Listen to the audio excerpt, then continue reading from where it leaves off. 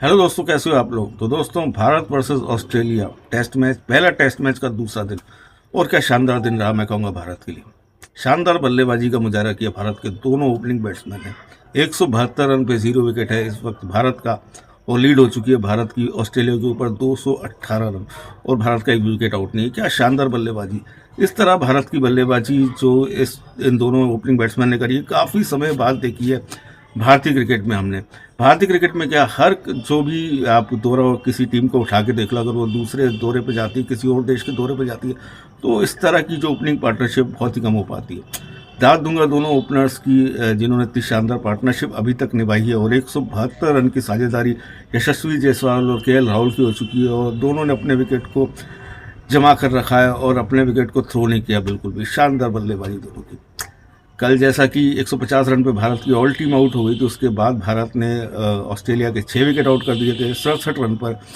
तो आज जो खेलना चालू किया भारत और ऑस्ट्रेलिया ने, आज का जो शुरुआती जो सेशन था, उसमें जब भारत बॉलिंग करने आया, तो सब ऐसा कयास लगा रहे थे कि भारत बहुत ही जल्दी समेट देगा ऑस्ट्रेलिया टीम को और 50-60 रन की कम से कम बढ़त ले लेगा। लेकिन सबको पता था कि भारत को जो तंग करता है वो टेल एंडर्स करते हैं। इसी बात का डर था। मैंने अपने कल के वीडियो में भी कहा था कि भारत को टेल एंडर्स बहुत तंग करते हैं। कई टेल ऐसा ना हो कि टेल ये जो भारत की 150 रन का जो भारत ने बनाया, उसको पूरा करके उल्टा भारत पे ही लीड चढ़ा दें। लेकिन ऐसा जो हमारे बॉलर हैं जसप्रीत बुमराह, उन्होंने होने नहीं दिया। जसप्रीत बुमराह ने कल 4 विकेट लिए थे, उनको 5 विकेट की तलाश थी, और जैसे ही आज वो बॉलिंग करने आए तो उन्होंने अपना 5 विकेट ले लिया और पूरा फाइफर पूरा किया।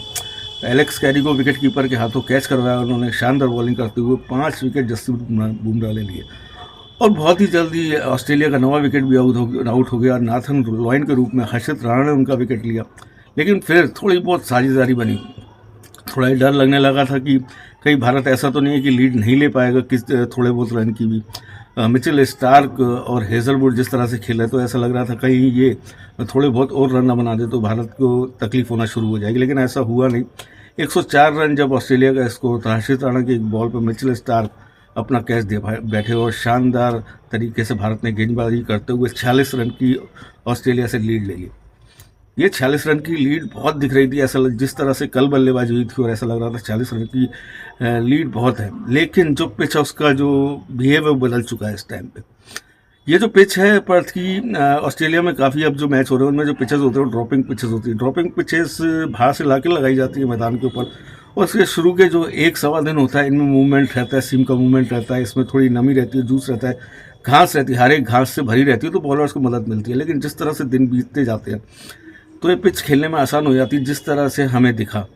जिस तरह से केएल राहुल और यशस्वी जायसवाल खेल रहे थे और ऑस्ट्रेलियन गेंदबाजी कर रहे थे, तो वो मूवमेंट देखने को नहीं मिला जो पहले इनिंग में भारतीय गेंदबाजों द्वारा और ऑस्ट्रेलियन गेंदबाजों द्वारा देखने को मिला था। पिच थोड़ी आसान हो गई है कल, और ये पिच कल के दिन भी थोड़ी आसान रहेगी। लेकिन जो तीसरा और चौथा दिन होगा वो खेलने के लिए बहुत ही डिफ़िकल्ट होगा बैट्समैनों के लिए। ऐसा क्यों?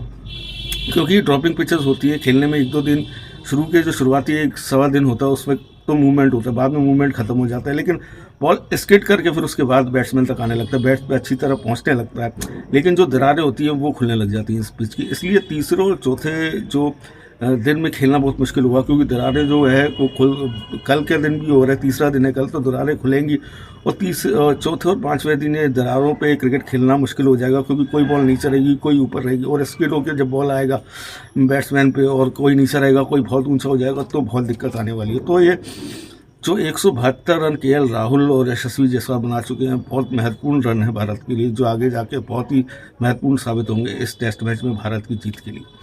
दोनों की बैटिंग की बात करूंगा, जब बल्लेबाजी दोनों करने आए तो ऐसा लग रहा था कि बिल्कुल ठान के आए, बिल्कुल टेक्निकली बिल्कुल करेक्ट लग रहे थे। और मैं आपको बताऊं कि असली टेस्ट मैच यही होता है। डिफेंस को हम अपने ऊपर भरोसा करना चाहिए कि हम डिफेंस अच्छा कर सकते हैं और अटैक कर सकते हैं। डिफेंस और अटैक का मिक्सचर एक टेस्ट क्रिकेट में होना चाहिए। जिस तरह से टिपिकल टेस्ट मैच खेला जाता है, इन दोनों ने उसी तरह से टेस्ट मैच खेल के दिखाया। पेशेंस की जरूरत होती है, उस तरह से पेशेंस दिखाया। जिस तरह से टेस्ट खेलने के लिए टेक्निक की जरूरत होती है, उस तरह से इन दोनों ने टेक्निक दिखाई। जिस बॉल को रोकना है रोका, जिस बॉल को जो खराब बॉल है उसकी पिटाई हुई, और जिस बॉल को छोड़ना था उस बॉल को छोड़ा स्टंप के बाहर। बहुत अच्छी, मैं कहूँगा टेस्ट मैच। मेरे को 80s और 90s के टेस्ट मैच याद आ गए, जिस तरह से टेस्ट मैच खेले जाते थे। उस तरह से इन दोनों ने जो बल्लेबाजी दिखाई वो काबिल तारीफ है। काफ़ी टाइम बाद इस तरह के इस तरह का कोई टेस्ट मैच दिखा जिसमें बल्लेबाजों ने इस तरह की बैटिंग करी है। यशस्वी जायसवाल बहुत ही अटैकिंग प्लेयर हैं, उन्होंने अपने अटैक को रोकते हुए इतनी अच्छी पारी खेली है, उनकी तारीफ में क्या कहूँ। अभी इतने छोटे हैं, आगे कितना उनको आगे जाना है, लेकिन जिस तरह से मैच्योरिटी आज उन्होंने दिखाई है कमाल है। अपने शॉट मेकिंग बैट्समैन अपने शॉट्स को रोकते हुए उन्होंने जिस तरह से ये पारी खेली है कमाल है।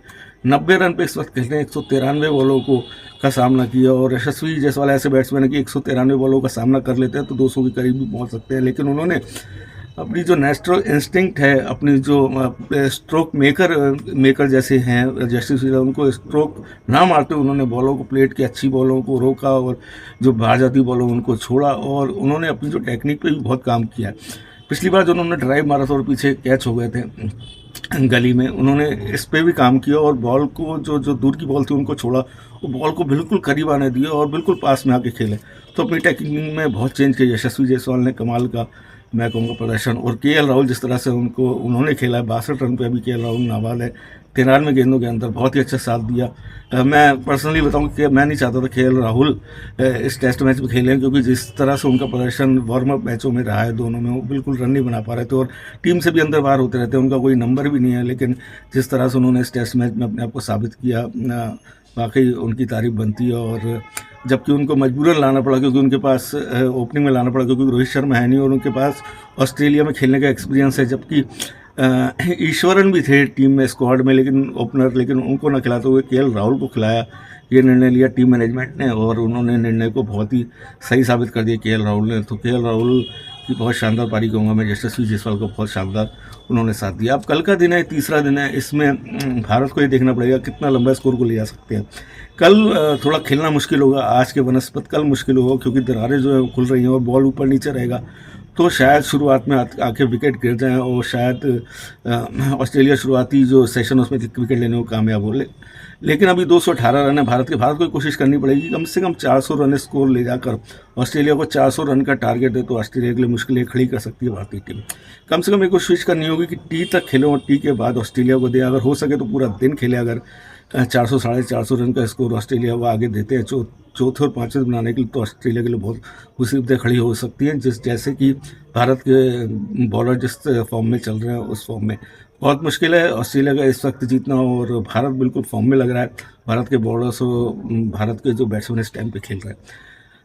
यशस्वी जायसवाल 90 पे हैं और केएल राहुल 62 पे हैं। आशा करते हैं दोनों अपना शतक मारे। देखते कल आके जो पहला सेशन होता है उनमें इनकी क्या अप्रोच रहती है, ऑस्ट्रेलिया किस तरह से बॉलिंग करता है, ये देखना बहुत दिलचस्प होगा। इंतजार रहेगा यशस्वी जायसवाल के शतक का, और हम चाहेंगे कि केएल राहुल भी कल आके अपना शतक पूरा करें। जिस तरह से इन दोनों ने ओपनिंग साझेदारी निभाई है, उस तरह से ये दोनों डिजर्व करते हैं शतक के लिए। और मैं आपको बता दूं, ये ऑस्ट्रेलिया सरजमीन पर दूसरी सबसे बेस्ट पार्टनरशिप हो गई इनके ओपनिंग में। और जो शतकी साझेदारी है जो ओपनिंग में पिछली बार 20 साल पहले आई थी ओपनिंग साझेदारी शतकी, जो आकाश चोपड़ा और वीरेंद्र सहवाग की आई थी। उसके बाद 20-21 साल के इंतजार के बाद केएल राहुल और यशस्वी जायसवाल ने इस रिकॉर्ड की बराबरी की है कि ओपनिंग में 100 रन की पार्टनरशिप करी है इन दोनों ने। तो शानदार बल्लेबाजी भारत की, आगे भी ऐसी हम कामना करते हैं। कल अच्छी बल्लेबाजी करें और उसके बाद ऑस्ट्रेलिया को बैटिंग देकर उनको अपनी बॉलिंग से दबाव में डालें। चलिए इस वीडियो में इतना ही, कल देखते हैं क्या होता है। अगले वीडियो में आपसे फिर मुलाकात करूंगा, तब तक के लिए आगे दीजिए, धन्यवाद, जय हिंद।